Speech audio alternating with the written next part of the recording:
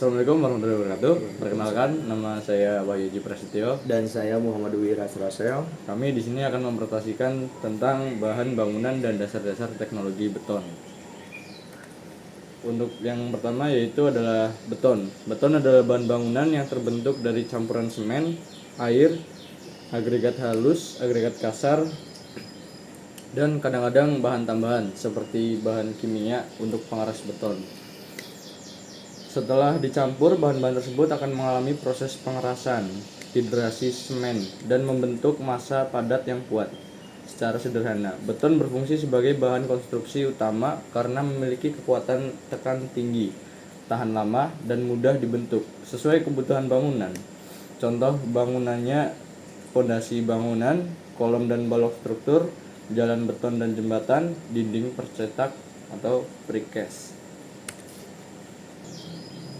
Ya, sekarang slide berikutnya adalah paving dan batako. Paving adalah produk material yang terbuat dari campuran semen portland atau bahan perekat sejenis, air, dan agregat halus dengan atau tanpa bahan tambahan lainnya. Berfungsi sebagai pengganti aspal untuk keperluan pavement ringan. Paving block dapat dijumpai di trotoar, area bermain atau taman, dan jalan lingkungan, perumahan, dan lain-lain.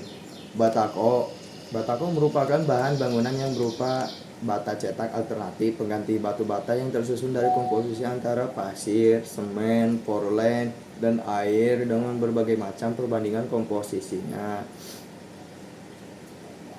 Menurut pribadi 1986 menyatakan bahwa batako adalah semacam batu cetak yang terbuat dari campuran teras, kapur, dan air atau dapat dibuat dengan campuran semen, kapur, pasir, dan ditambah dengan air yang dalam keadaan volen lekat dicetak menjadi balok-balok dengan ukuran tertentu. Lanjut ke slide berikutnya. Oke, untuk selanjutnya yaitu ada kayu. Kayu adalah material yang umum digunakan dalam konstruksi bangunan. Bahan alami yang berasal dari alam, yaitu bagian dari batang dan cabang dari pohon atau tumbuhan berkayu lainnya yang mengeras karena proses lignifikasi. Jadi proses lignifikasi yaitu adalah proses yang terjadi ketika kayu itu akan mulai menua. Kayu digunakan untuk berbagai keperluan, mulai dari memasak, membuat perabot, bahan bangunan, dan masih banyak lagi.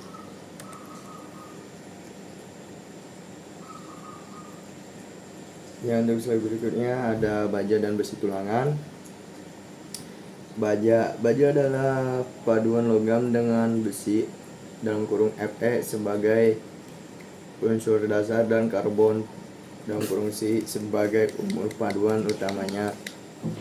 Kandungan karbon dalam baja berkisar antara 0,2% sampai 2,1%. Berat sesuai grade-nya. Baja digunakan secara luas dalam konstruksi karena memiliki kekuatan tinggi, ulet, dan tahan lama.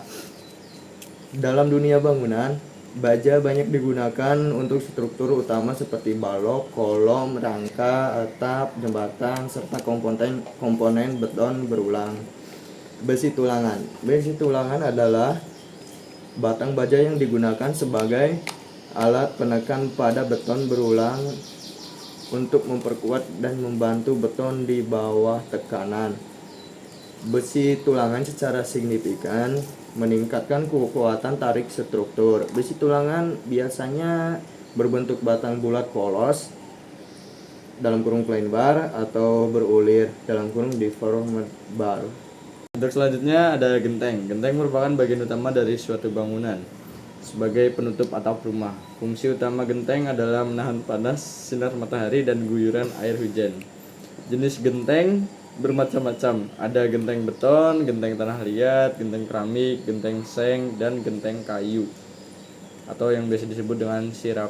Material bangunan yang satu ini daya tahannya sangat kuat dan tidak mudah lapuk karena perubahan cuaca sehingga tidak dapat diganti hingga belasan bahkan puluhan tahun ke depan.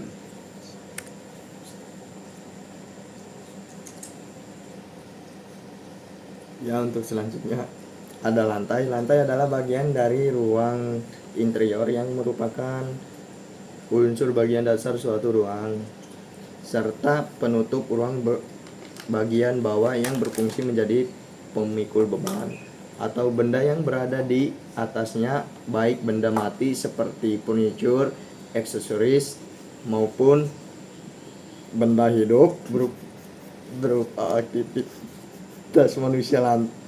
Manusia lantai dapat dibuat dari berbagai bahan seperti beton, keramik, marmer, kayu, atau vinil, tergantung fungsi dan estetika ruangan. Oke, untuk selanjutnya itu ada analisa bahan bangunan untuk rumah tinggal, kelebihan dan keterbatasannya. Yang pertama itu ada bata merah.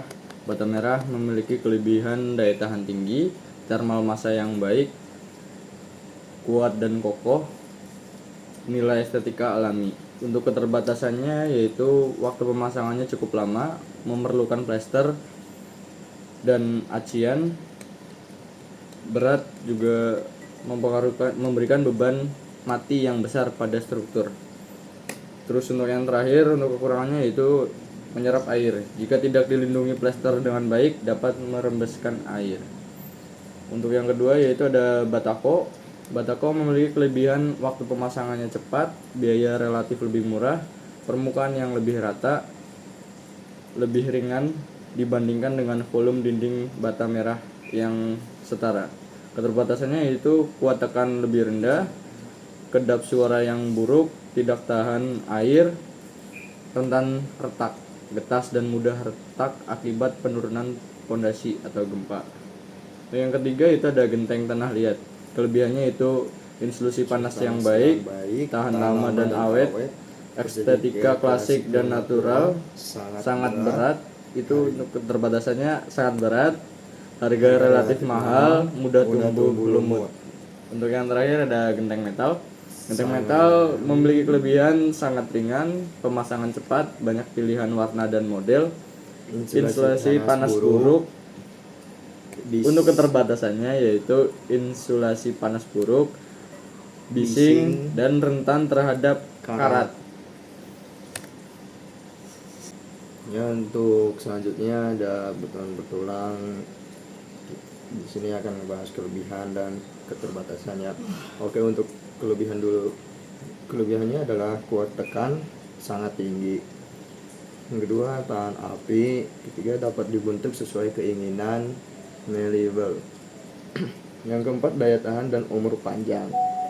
Ya, untuk selanjutnya ada keterbatasannya, yaitu waktu pekerjaan lama, berat, bersifat getas brittle tanpa tulangan, terus jejak karbon dari semen. Untuk selanjutnya itu ada struktur baja profil WF atau yang biasa digunakan dalam konstruksi untuk gedung dan gudang pada suatu pabrik. Memiliki kelebihan kekuatan yang sangat tinggi, risiko kekuatan terhadap berat yang luar biasa, pemasangan cepat dan presisi. Komponen difabrikasi di pabrik dan hanya dirakit di lokasi. Fleksibel untuk renovasi, lebih murah dimodifikasi atau diperluas dan di kemudian hari. Bahan daur ulang. Keterbatasannya yaitu biaya awal yang tinggi, perlindungan korosi, konduktor panas. Ya, untuk kesimpulan yaitu bahan bangunan memiliki peran penting dalam menentukan kekuatan, ketahanan, dan estetika suatu konstruksi. Masing-masing bahan memiliki karakteristik, kelebihan, dan keterbatasannya sendiri, sehingga pemilihannya harus disesuaikan dengan fungsi dan kondisi bangunan.